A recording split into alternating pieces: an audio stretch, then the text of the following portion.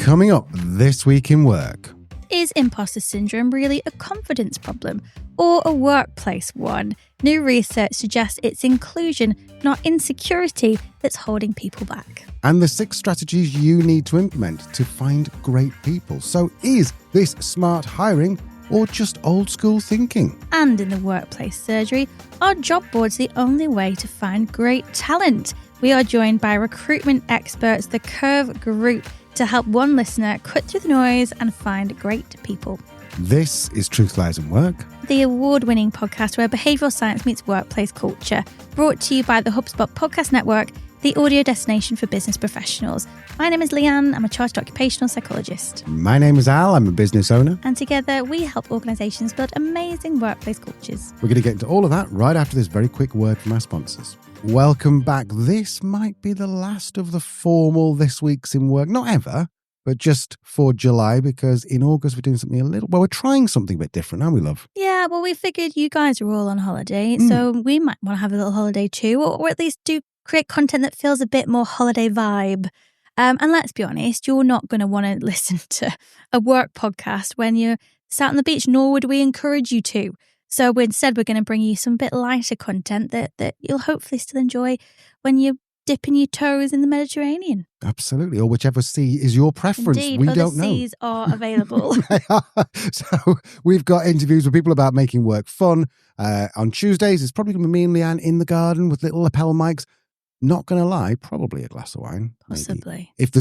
But you'll find out if there's like more than one glass of wine, because it could be even worse than it normally is. Anyway, right now it's Tuesday. Right now it is July. And right now it is Leanne's favourite time of the week, I think. Did I say your name wrong there? Leanne's favourite time.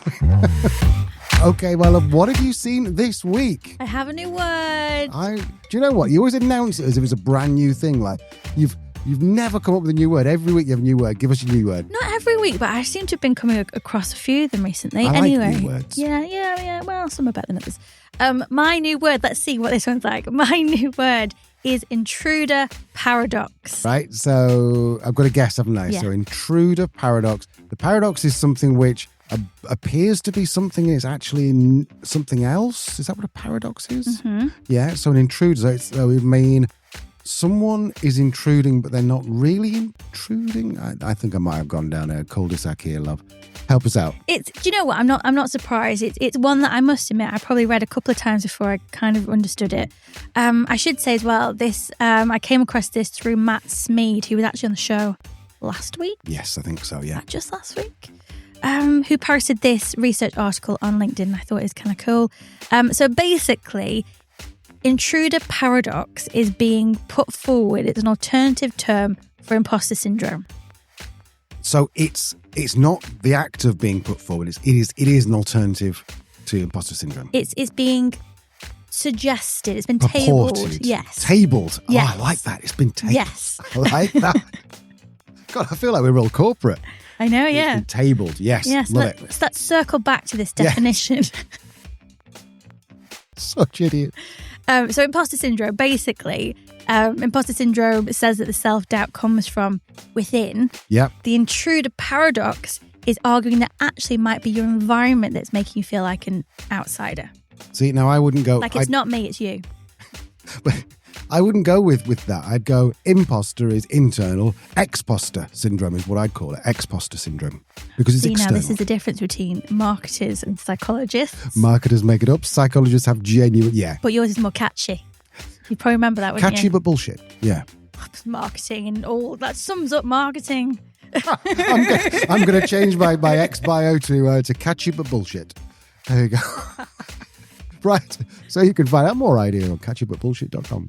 So yeah, anyway, Sorry, Matt, you were talking. Intruder Paradox. Yeah. Matt shared this paper and basically suggests that workplace structures, norms, behaviours, the environment that we're in can often trigger feelings of being an intruder, especially in people who are perhaps from underrepresented or marginalised groups, so women, people of colour. We do hear a lot about imposter syndrome, probably a bit too much. Psychologists, interesting enough, call it imposter phenomenon. I'm not sure why it got called syndrome, because it's not a syndrome, is it? What makes a syndrome? What's a phenomenon? What's a syndrome? Well, I think a syndrome is when it suggests there's something wrong. Oh, so it's kind of like or different, I guess. So something you might have contracted or been born with. Do you know what? Let's take this offline. Carry on. I'm totally hijacking your bit here. Right, I'm going to shut up. Fine, Okay. you usually do. So anyway, imposter syndrome, that feeling that you're not good enough, it's framed as a personal issue, isn't it? Like, I'm just lacking the confidence, or I'm not able to internalize my achievement. That's on me. So what these researchers were saying is, what if the real problem isn't your mindset, but actually the environment around you? So what they did to understand this is they sampled women, 40 women working or training in medicine in Canada.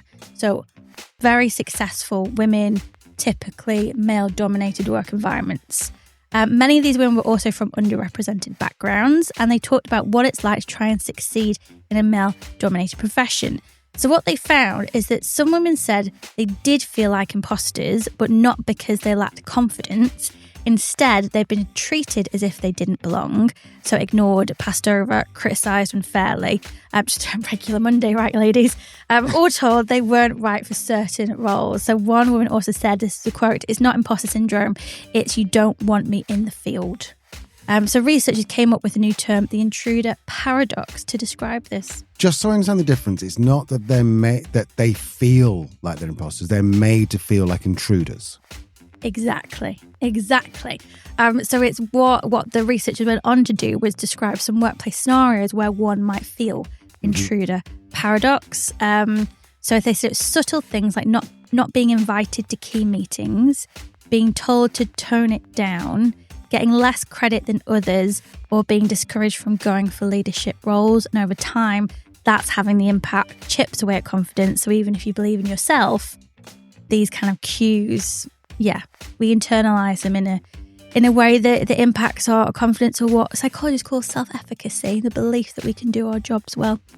I think that's the kind of the summary of the research, that instead of blaming the individuals for feeling like imposters, perhaps we need to consider the environment, and actually where certain environments are making people feel like they're intruders. So I guess, Al, is this useful?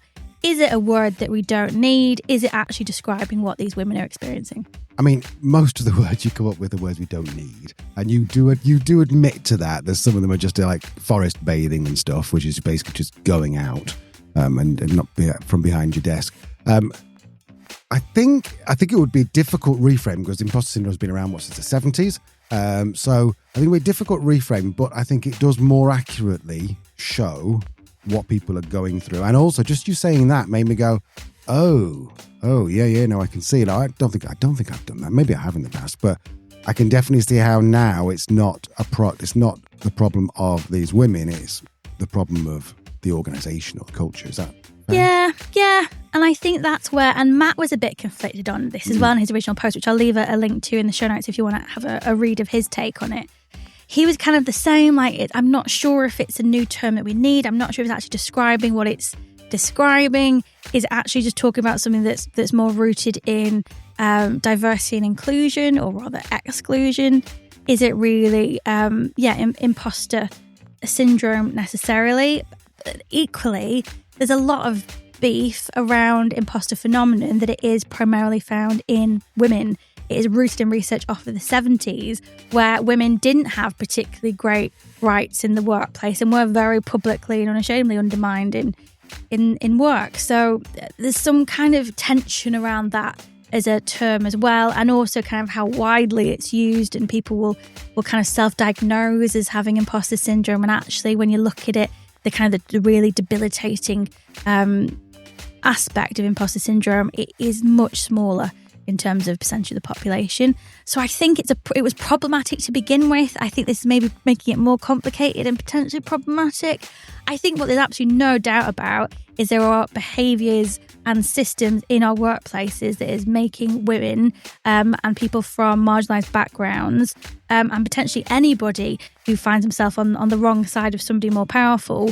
These are environments that are impacting our ability to progress, to develop our careers, to perform really well, and to feel confident about what we do. So I think it's interesting. I just don't know if it's the same thing, you know? I don't know. I'm not sure. Like Matt, I have more questions from this than questions answered. Yes. So I saw on Twitter or Twix or X or whatever we're calling it these days, this post. I'm only going to say the person posting it, their first name is Michael. It was essentially 6 strategies about how to find great candidates, how to interview great candidates. This person has interviewed over 4,000 candidates, so you think they know what they're doing. My concern with this was maybe it was a little bit too generalistic, but I thought, let's put it to you, Lee. So I will give you each one of these 6, and then we'll go through them one by one, and you can tell me what your thoughts are. The first one is checking out whether they've got 5 essential qualities. Secondly is there's assessment strategy. Thirdly is the A-player philosophy. Fourthly is the interview process.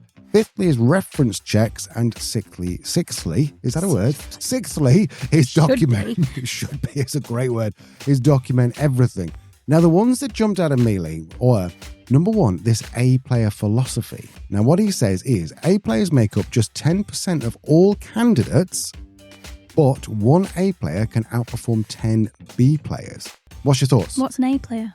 Well, he's saying basically an A player is someone who is going to go the extra mile, who's going to be just so dedicated, who's going to shift your business. So we're talking about in terms of OpenAI, they've just lost, I think it's OpenAI or was it Windsurf? There's one company that just lost their entire A player C-suite of the people who are geniuses. They've gone to Google. So now you're talking about something else. Oh, go on. Now you're talking about intelligence. Before you were talking about engagement, which happens on the job, not before you apply for it.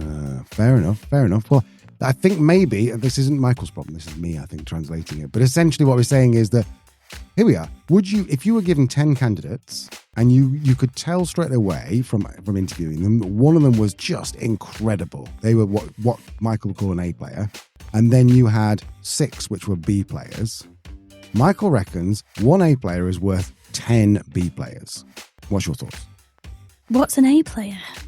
I don't mean to be like annoying, but it's like, well, how do I instantly know they're an A player? I shouldn't instantly know. I should have a very thought out, methodical recruitment process that will give me data back to tell me who is the most qualified person for that role. Well, that has teed me up nicely for the second point he says, which is the interview process. See, it's almost like we practiced this. We haven't. Clearly we haven't. Yeah, you could tell we haven't. So the second thing he said was have a great interview process. Now, the way he does this is 2-on-1 behavioural interviewers, 1 lead interviewer, 1 listener. And then he says to gut check impressions. Then they do each interview is 2 hours. It's a deep dive approach, 2 hours learning the life story of the candidate and finding out what makes them tick. And then finally, and this 2 hours is a stress test. If they can't handle 2 hours of questions, they probably can't handle the job. What are your thoughts? What's the job? I don't know, because this is just general, like, if you want to get great people. This is my problem. And and all respect, I love Michael and I love the majority of his ideas. What frustrates me about this a little bit is it's all very like buzzword, and I can see how it's gone viral. And it's like, yeah, all I need to do now is implement 2-hour interviews and be like, woof. And it's like, for what though? What are you trying to assess? What job are you recruiting for? Do I want somebody who's really good at answering questions, doing my compliance? Maybe, actually, because I'll probably get asked a lot of questions. But equally, there's going to be jobs where it's like, that's not... What skill is it you're assessing there by putting somebody in a room and asking them constant questions for 2 hours? Hugely problematic as well in terms of anyone with any form of disability or health condition or someone who is neurodiverse. Very problematic and potentially unlawful recruitment practices if you're not careful. The other thing as well, in terms of that they're saying the whole life story of the person so they can figure out who they are, there's loads of great psychologists who wouldn't do that, because actually who you are is quite subjective and what you want to share in the context of an interview. It's not therapy. That's why people use psychometrics, because they're designed to extract clues about our personality, our ways of thinking that we can then look at objectively. So again, I'm not sure. This sounds highly problematic, Al. The third thing, what do you think about this third one, is tell every candidate up front you're doing 5 hours of reference checks, because then bad candidates will drop out because they'll be like, oh my God, they're probably going to check up on me. And great candidates will want the job even more because they know other businesses are sloppy with references. What are your thoughts on that?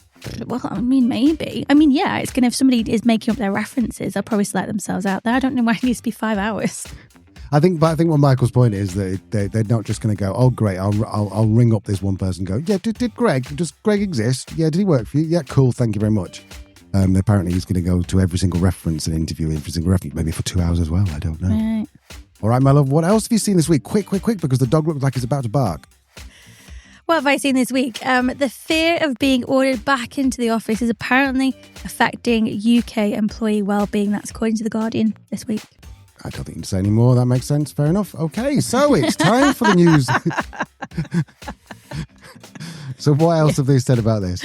A new poll from Hayes surveyed 3,600 UK workers and employers, and nearly 4 in 10 say their well-being is taking a hit just from hearing about companies tightening office rules. Quite a lot, that, isn't it? Yeah, sorry, I'm distracted talking to our little dog there. Yes, absolutely. So Hayes, 3,600, 1 in 4. What was the stats again? 4 in 10 said that their well-being has taken a hit just from hearing about other organisations tightening return to office policies. Okay, you know how you destroyed my last news segment? Yeah. I'm possibly going to be cancelled for saying this, but going, come on, guys. Go on. No. Say more? Just, no. Don't. Right. It's not affecting you. Remember our ellipse of give a shittery before we talked about the Venn diagram. Stuff you care about, stuff you can control. The bit in the middle is what you need to worry about. Other companies are bringing people back to work. So what? Get on with your own work. Just shut up and just get on with it. Yeah. Sorry. No, it's not quite that easy though, is it? It's what's called anticipatory. I can never say that word. Anticipatory anxiety. Oh, I think I got anxiety. Did you get anxiety about saying anticipatory anxiety? Yeah. Is that irony? I think so. Yeah, there you go. Do you know what? I get it, because it's not just like, it's big names, isn't it? It's big organisations that made a big song and dance like just post-pandemic about how they're going to stay remote first and on a hybrid. And we're seeing so many people being called back to the office. And actually I think it is a significant worry for somebody who has caring responsibilities, somebody who has a long commute, given how much transport costs have gone up massively over the last 2 years. I think it could actually have a real impact on somebody's life and finances. And if it's getting more popular, is it inevitable that at some point everyone's going to get an RTO Monday? Yeah, but I suppose that's worrying about, layoffs. And of course you're going to worry about those. But until it happens to you, maybe I'm just living in a utopic world. Maybe I'm just a little bit privileged. But I'm like, why worry about something? Because 90% of the things we worry about never even happen. So if just the thought of other people going back to work, I'd look at it and go, I'm not. Screw you lot on the bus. Is that because it will never impact you? Like you'll never, it's completely irrelevant? Maybe, although to be fair, if we lose it all and have to go and get a job, then perhaps I'll be crying my eyes out a bit more. Are you employable at this point? No, absolutely not. People would, I do not ever, if I come and ask you for a job, you listener, do not employ me. I'm terrible. You're not. You're phenomenal. You just like to walk to the beat of your own drum, love, don't you? Exactly, and that means having a coffee once an hour. Yes. Anyway. Actually, maybe to your point, this wasn't a statistic that I was gonna share with you, not from this article, but about RTO mandates more generally. And I think this is actually from Nick Bloom, who posted about this. So he quoted some data from a SWAA survey in December last year, so December 24. People were asked what would they do if their employer required a 5-day return to office, and only 44% reported they would comply. Oh.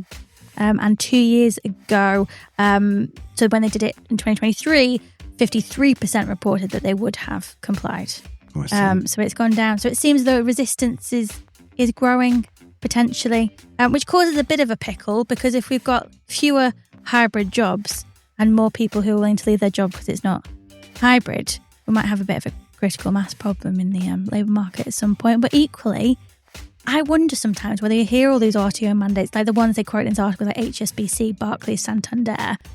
The majority of organisations, the UK of small businesses, the majority of small businesses tend to have a hybrid policy. Do they not? Do you know one small business who doesn't have hybrid at this point? Nope. No, neither do I.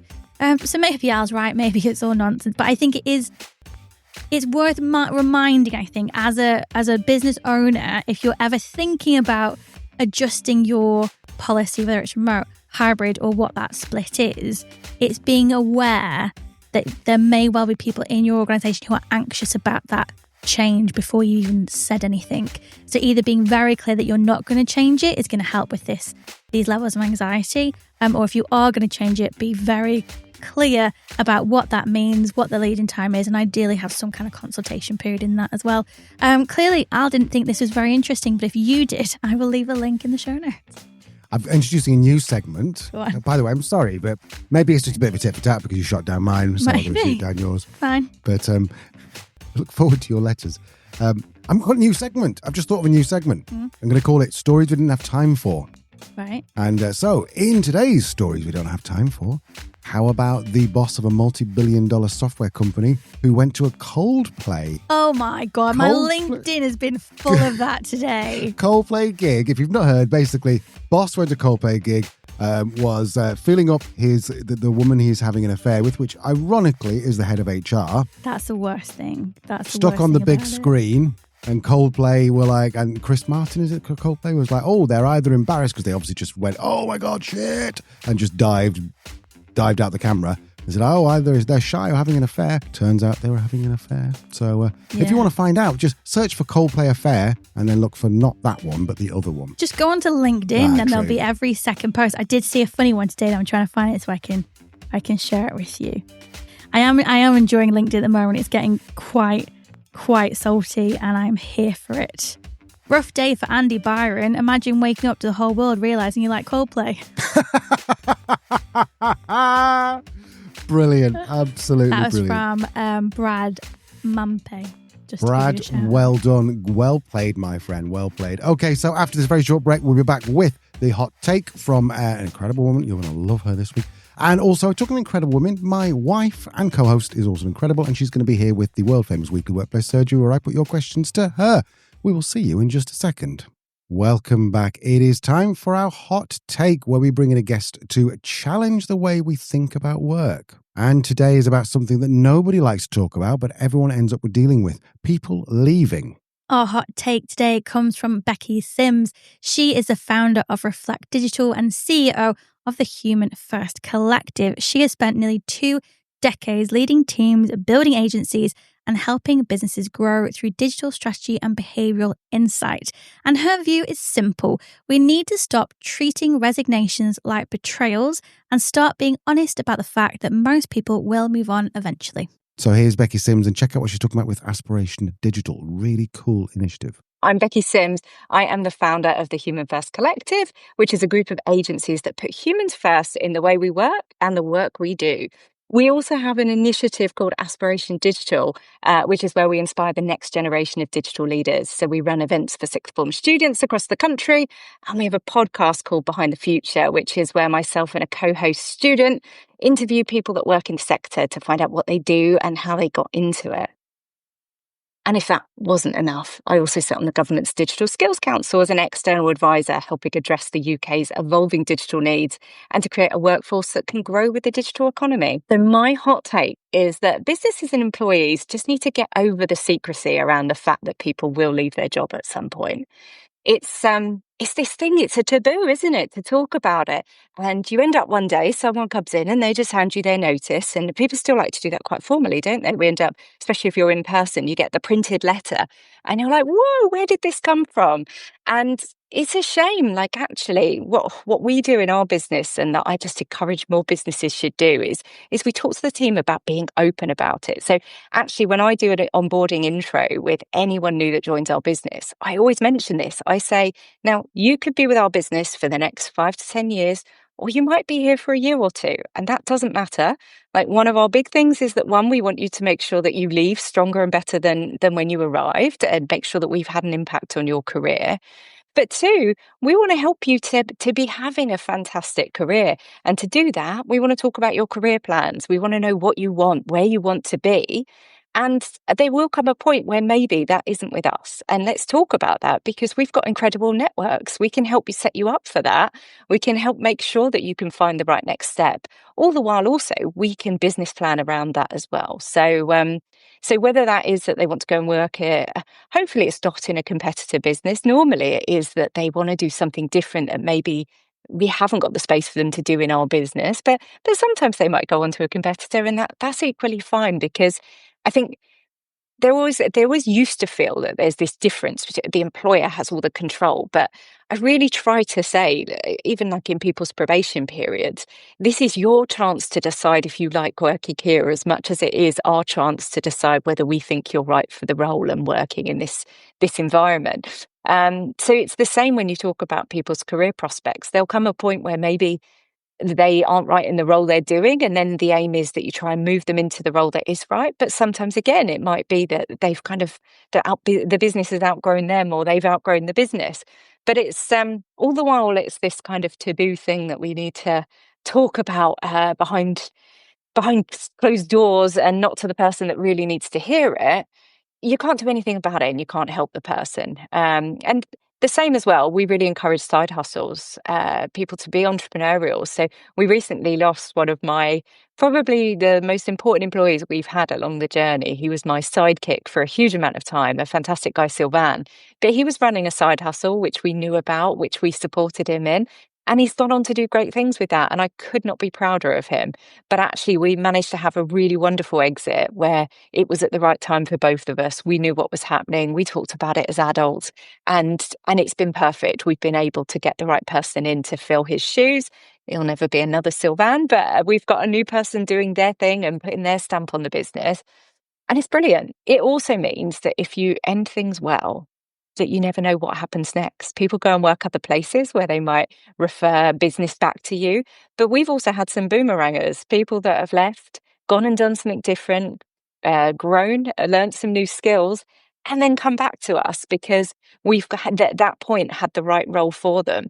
Again, in a small business, you don't always have the opportunities to have the opening that they might want. So they leave, they go do something else, and then when the time is right, they come back. I just think we need to get over the secrecy behind it and help each other from a business point of view and an employee point of view to have the best relationship while we're together, and to help make sure that we can have the best relationship afterwards, and that we're helping each other to grow. And also when you welcome the conversation, so that it's never this surprise if I'm going, but you've got a chance to talk to each other and to look at, is there another route? So we've had people before that have said that I'm not sure this role's what I want anymore, and I'm thinking of this. And we've gone, well, you could do that here. Like, we could build a pathway to get you into that role. Like, we probably can't flick a switch overnight, but we can make it happen. Actually, one of our really long-term employees, she joined us as a summer intern and then a year placement student. She then was working in our SEO team for a very long time, but really enjoyed the client side of it. So we built a pathway that meant that she moved into the client servicing team. She's now one of our account directors, and she's absolutely thriving. But if we'd not created a space where we could have that conversation, she probably would have left as an SEO manager to go and find that pathway elsewhere. When actually we didn't want her to leave. She's brilliant, and she didn't really want to leave either. But it kind of forces those open conversations to go, well, we can help make this happen. And we try and make it just easy through the career development plan. I think the secrecy behind it and those kind of, you know what it's like when someone's starting to interview. Oh, I've got a dentist appointment. Oh, you're suddenly going to the dentist a lot. It's like, just talk about it and let's help you, because also we might be able to make that introduction that is just what you need to find that next role in that company that might be better suited for what you want to do next. I think there's going to be a number of CFOs listening who are going to be angry about this idea, because they're thinking, I'm investing all this money in recruiting, training, onboarding, developing all of these amazing talent, and we're actively having a conversation with them saying, well, if you want to go. What would you say to those people? Well, I suppose, but you're also actively helping keep them in the business longer, because if they openly are telling you and feel psychologically safe to tell you what they want and what maybe they're not getting, you can fix it. I think the problem with the mindset where it's not okay to talk about it is that the person just sits there thinking, well, I just have to do the job you've told me I need to do, and I can't, there's no wiggle room. And then it's, well, I don't really want to do this anymore. I want to do that. So I'll just go find that, and they'll hear when I've found that and I'm going, and here's my notice. Whereas actually, if you've created the safe space to go, do you know what? I've really been thinking about this, and I've been having conversations with other people. I really want to develop more into this role.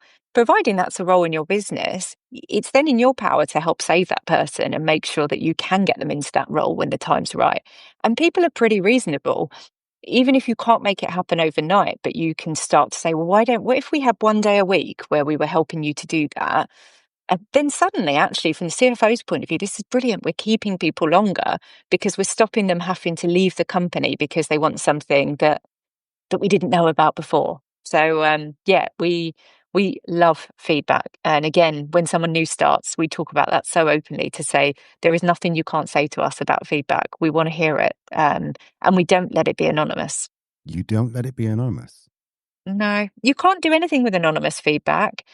I don't know who said it. I don't understand the context. Like, because people will put like a couple of sentences and you're like, well, that's really annoying because I don't know enough about that. I can't do anything with that now. So we don't let it be anonymous. It has to be. But then we've created a safe space where people can say things openly enough with their name against it. And they know we're not going to sack them tomorrow because they said something we didn't like or we didn't want to hear. It's like, of course we're not. We need to hear this and we need to hear it openly. So yeah, no anonymous feedback. So I'm going to talk about Aspiration Digital, right? So from what I understand, is taking younger people and getting them into industry. So this sounds cool for someone who's maybe under the age of 25. You bring them and they don't know where they're going.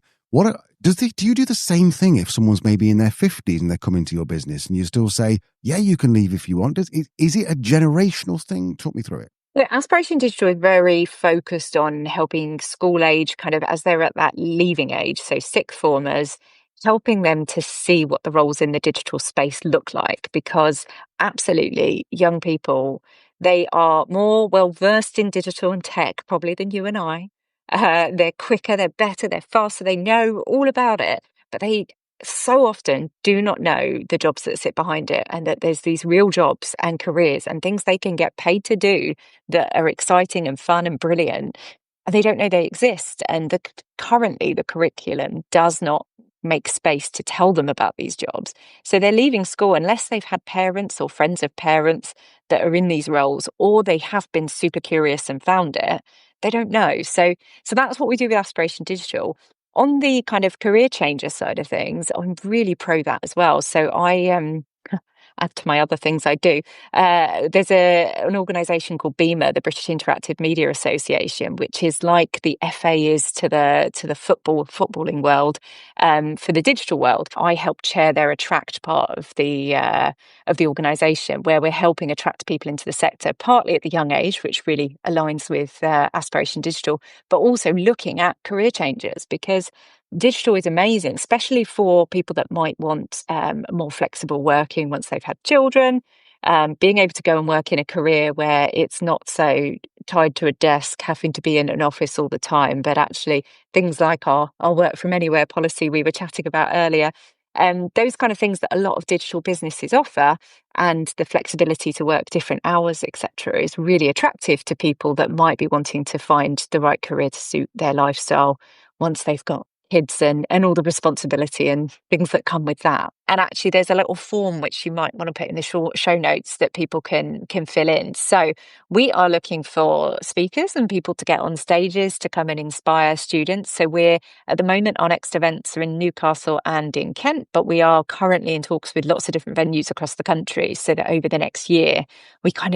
I want to get across the whole of the UK. I don't see why students just in our back garden should benefit from this. We want everybody to have the chance. So there'll be opportunities to get on stages.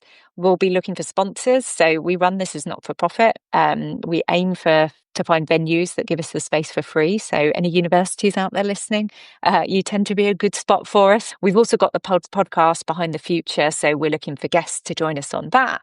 So there's lots of different ways, but on that form, we've kind of got you can tell us what you want to do and how you can help us. So anyone that's interested, and you don't have to be a pure digital business, you just need to have something about what you do that's digital that you could inspire young people to show them how digital works in the world of work and how they might be able to aspire to do something like that. So that was Becky Sims. Don't forget, Aspiration Digital is a link in the show notes to find out more about that. But before we talk about that, Lee, counterintuitive, is she mad? Is she a genius? What's your psychological take on what she just said? She's a genius. Well, there we go. That was Becky Sims and Leanne. So there you go, Becky. If you've been told a genius, Leanne never called me a genius. Go on. I have definitely called you a genius before. No, I like it. Look, if we've got organisations that have authentic psychological safety, which we go on about all the time, and business owners go on about all the time, that will include people feeling comfortable with being open and honest about what they want for their career, what that path looks like. And the reality is, particularly if you're a smaller business, you might just simply not have the roles available within your organisation to offer that career pathway. It might be that somebody wants to, works for an agency and wants to go in-house for a little while. It might be they want a complete career pivot. I don't think it's the worst thing to ask people and expect them to be honest, because if nothing else, it gives you an idea of succession planning. And we've worked with clients that the worst thing about people leaving is they're completely blindsided and have no backup plan. So I think actually this could be a really smart way of actually helping your person. And by doing that, they're going to give you 120% whilst they are in the organisation and give you a really clear view of the succession plan that you're going to need to have in place.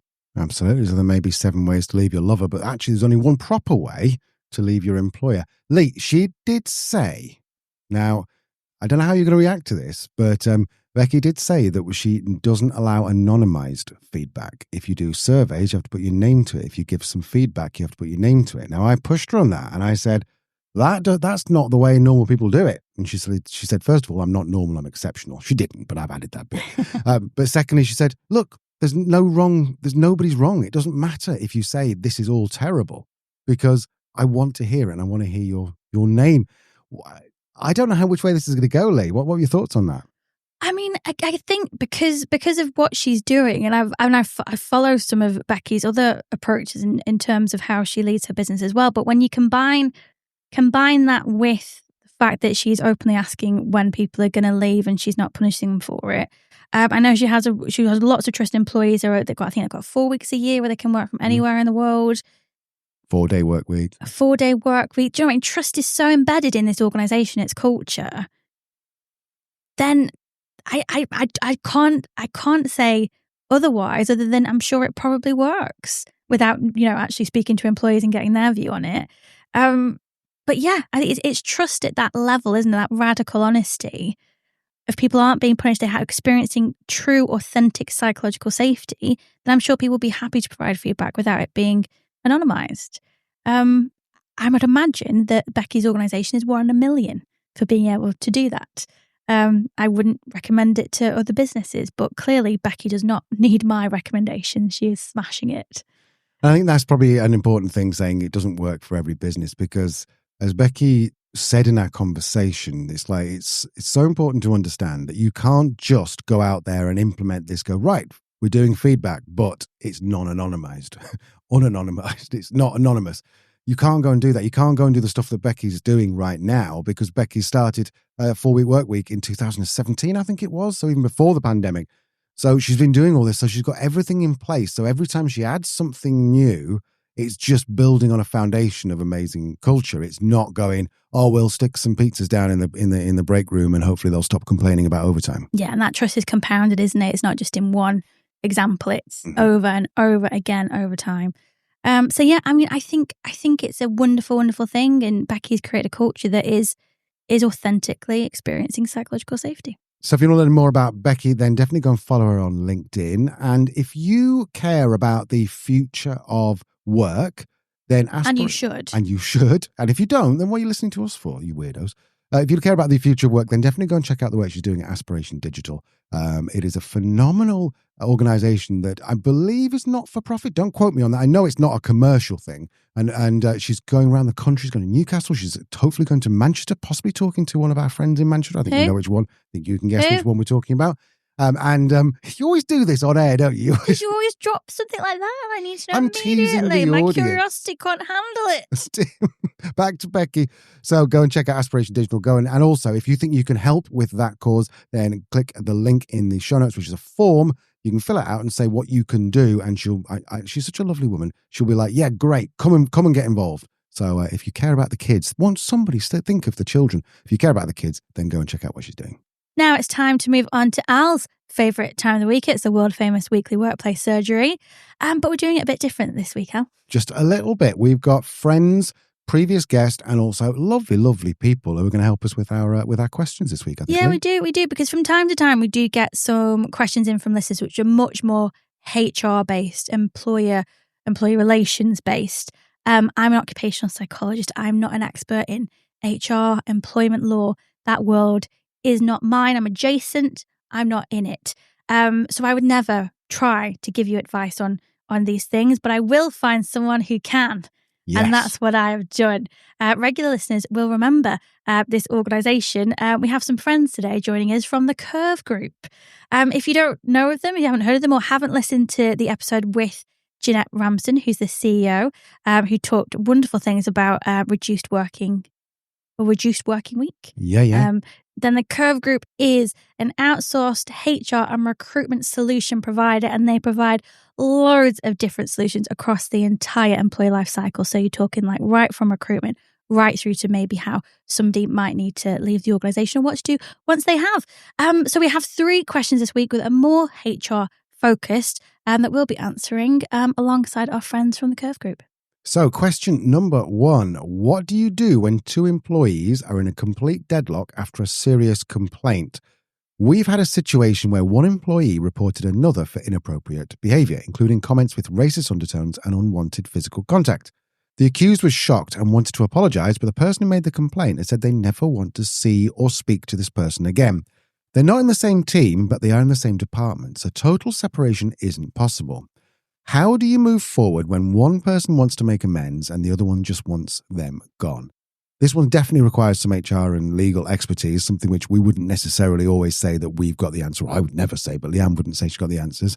Here is Catherine Coggins, who is Head of Internal HR and Legal at the Curve Group, and here are her thoughts. This is a difficult situation, and unfortunately there's probably no quick fix solution. If you're happy that you've dealt with the grievance in the correct manner, so whether it's formal or informal, you followed the right process, I would then have a conversation with the employee who raised the grievance to explain to them what's been done, and also that you're unable to separate them completely due to the department they work in. I wonder if you've offered mediation as an option. So this can be run internally if you've got trained individuals within your workplace, or you can use external support such as ACAS. And it's an opportunity for both sides to explain how they're feeling about the incident and agree to solutions moving forward. And it's supported by an impartial party to help facilitate that conversation. Unfortunately, you can't force an employee into taking part. So if the employee who raised the grievance doesn't wish to take part, then all you need to be seen to be doing is ensuring you've taken reasonable steps to separate the employee and resolve any issues. So that was Catherine Coggins. Leanne, Elliott, what are your thoughts? Yeah, solid advice there from Catherine. And I think mediation is really a really smart idea. And it might feel overly formal to go through something like this, particularly in a small organisation. It can feel a bit serious, can't it? But actually, I think it's often the only way that you're going to really kind of get some kind of solution on how to move forward if you've got a third party mediating this conversation between these 2 people. As Catherine said, you can't force people to enter mediation. So if this member of staff doesn't want to, there's not much you can do about that. It's a really tricky one. I think the only thing that I would also recommend that you do is maybe have a little think about how you're currently dealing with behaviours like this in the workplace in real time, rather than once a complaint is made. Classic definition of culture, worst behaviours tolerated. Are there other behaviours like this, like say these undertones that are happening more regularly than you might see or you might want to be happening? I'm sure you don't want them to happen. That is define your culture. Because when people feel safe in these types of behaviours, that's when they actually start to action them towards other people. So I would have a think about that and go back to our episode we did with Anya Doyle, Dr. Anya Doyle, the harassment doctor. Some fantastic advice in there. I'll leave a link to that in the show notes. Okay, great. So question number 2, is there actually a good recruitment tool for small businesses, or are we stuck with job boards? Interesting. I run a small business team of 7. We're trying to hire a couple of roles. So far, job boards haven't brought in much, mostly underqualified or irrelevant applications. Not from Monster.com, that's gone bust. I'm wondering if it's better just to reach out to candidates directly. Are there any tools that actually help small businesses find good people, not just wait for them to apply? I, of course, have my opinions on this as somebody who also manages recruitment, but in terms of the actual tools, not my area of expertise. I wasn't sure, so I passed on your question to an expert. Please welcome Liam Reid, who is Head of Recruitment Operations at the Curve Group. So yeah, I think before jumping into the tools or headhunting, the first question that I tend to ask yourself is, are you using the right platform to attract the right kind of talent? So taking a step back is always a good start. Job boards can be hit or miss, especially for small businesses. So if you are seeing a lot of underqualified or irrelevant applications, it might not be about volume. It might be about targeting the right profile. Headhunting is a great option, but let's be honest, it is really time consuming. Finding a decent profile on LinkedIn is one thing, but then comes the hard part, actually engaging them, getting them interested, and then selling the opportunity. As mentioned, there are tools out there that can help, but it really does depend on the type of role. For example, if it's a senior or a specialised hire, LinkedIn tends to be the go-to. But if you're looking for more an ops role or a junior role, platforms like Indeed, Total Jobs, CV Library might give you better traction. And I think this tends to get overlooked, but have you really tapped into that referral market? Your own network, your team, even friends or family of the business. Sometimes your candidates that are close by understand your culture and are right for the business. Really, just to recap, before you start looking at platforms or tools, get really clear on the role, who you're targeting, what good looks like. Once that's dialed in, you've got a much more effective approach and going to market. Referrals. Well, if you listen to Nick Huber, Sweaty Startup interview about 20 episodes ago, he was talking about, he says that's how he gets most of his great people is through referrals. Although I have read a couple of books that sometimes you have to be a bit careful with how you get referrals, but and obviously Liam knows what he's talking about. Yeah, I've had huge success with referrals. Particularly once you've kind of nailed down the roles that you need in your organisation and how they all fit in together, and your culture's culturing, and your behaviours are vibing, and it can be really effective. I got to the point, I think, in the last 18 months of my job before I went self-employed, I think referrals was like 90% of our field vacancies came from referrals. There is a slight danger, of course, because if you're asking people to refer friends or family, typically it's going to be people like them. You could then have some imbalance in terms of, depending on what your current organisation look like, of course, in terms of demographics or indeed experience. Groupthink can start to creep in, stifles innovation, all that. But in my experience, referrals have also worked out really, really well. So I really like that advice from Liam. And I think the only other thing I'd kind of add is having something a bit more proactive in place in terms of ongoing recruitment. So I think, do they call it quiet hiring or something now? Whatever the word is. We just used to call it ongoing recruitment. We'd have talent pools of people who we thought were really cool, and when we had a vacancy, we'd pick up with them and see where they were at. So you can actually be proactive in your recruitment whilst you're not necessarily actively looking for vacancies. Can work out pretty well for a small business. Yeah, it needs to be managed, but also could be worth looking at. But I think Liam's right there. Referrals could be a really good starting place. Absolutely. Thank you, Liam. Liam Reid from Curve. Okay, so question number 3. How does bank holiday leave work if you do compressed hours? Oh, this is a great question. And what I like about this is that I think if I'd asked you that, you would have gone, So my wife's returning from maternity leave and working compressed hours, basically 5 days over 4. We understand how that affects her regular leave, but what about bank holidays? Now, what we're talking about in bank holidays, just in case you've never heard of it, bank holidays are a UK thing. It's usually a Monday, and you get like 6 Public holiday. Public holiday is what we're talking about. You might have Memorial Day across the pond. She's entitled to the usual 8 days of bank holiday, but now she won't be working Mondays, and a lot of bank holidays fall on Mondays. Does she just lose them? I am so pleased we're not answering this. I don't think I even understand the question. No. Okay, so once again, we're going to go over to Catherine Coggins, who's the head of internal HR and legal at the Curve Group, because, let's be honest, we've got no idea. This very much depends on what is contained in the contract of employment, so specifically around bank holidays, public holidays. So I'd recommend speaking to your HR department. A fair way to calculate holiday is to convert the full-time entitlement, including bank holidays, into hours, and then any time needed to cover bank holidays is deducted from this. This would then leave you with a proportion of bank holiday entitlement left to use as and when, but one definitely to speak to your HR department about. I understand what Catherine said. I still wouldn't have a clue how to do it. It sounds to me like you need a spreadsheet and a bit of ChatGPT thrown in there, or possibly just Catherine from the Curve Group. I don't know. I think Catherine from the Curve Group is the best option here, Al. Actually, that's a good point. Go to Catherine or someone like Catherine to go and get that advice. Don't use the things I talked about with spreadsheets and ChatGPT. That's not going to work. Lee, what would work? Do you know what? It never even crossed my mind until actually when we were talking to Jeanette on the show, and she said about how they convert days into hours. And I was like, well, that makes loads more sense because that gives you much more flexibility. So yeah, but it's clever HR people like that, isn't it? That figure out the processes to implement the things that we know psychologically and from the research is really positive for the employee experience. So yeah, thank you so much to Catherine and Liam and everyone at the Curve Group who helped to put that together. Sam, special shout out to you. Thank you very much. If you enjoyed that, let us know. And we'll include some more HR based questions in the future. If you have a HR based question, send it in and we'll get it answered by a member of the team at the Curve Group. As always, I'll leave links to the Curve Group in the show notes. Should you want to get in touch and ask about working out that holiday allowance that Al and I still can't quite wrap our head around. I feel like I should say other HR agencies are available. And not sponsored. It's not sponsored, but I think that this hopefully this will become a relatively semi-regular thing because there's lots of questions that come in that just, certainly I'm not qualified to, and I think you say they're better to defer to an HR specialist. Okay, so that is all for now.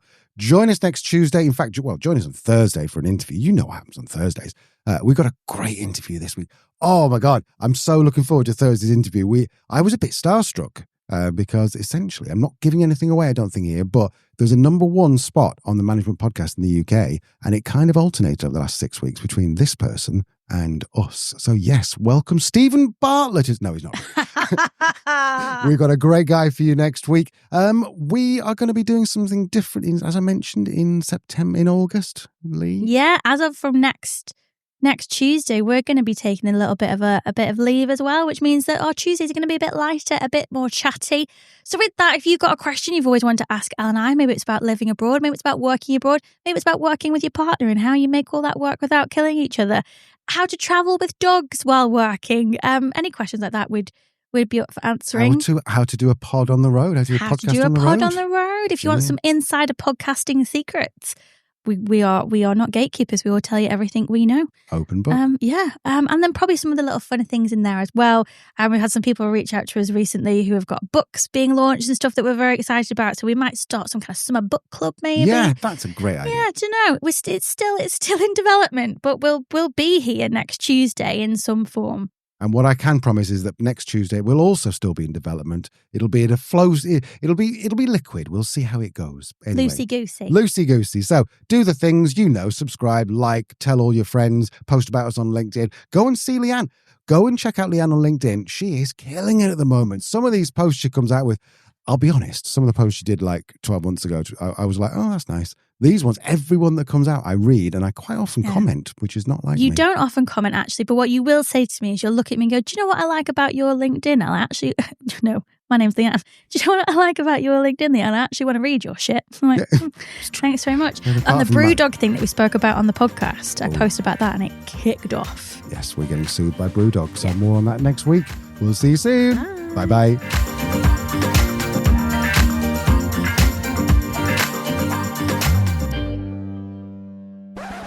We are joined by HR and who am I? We're joined by HR and recruitment specialist, the Curve Group, who will be doing something.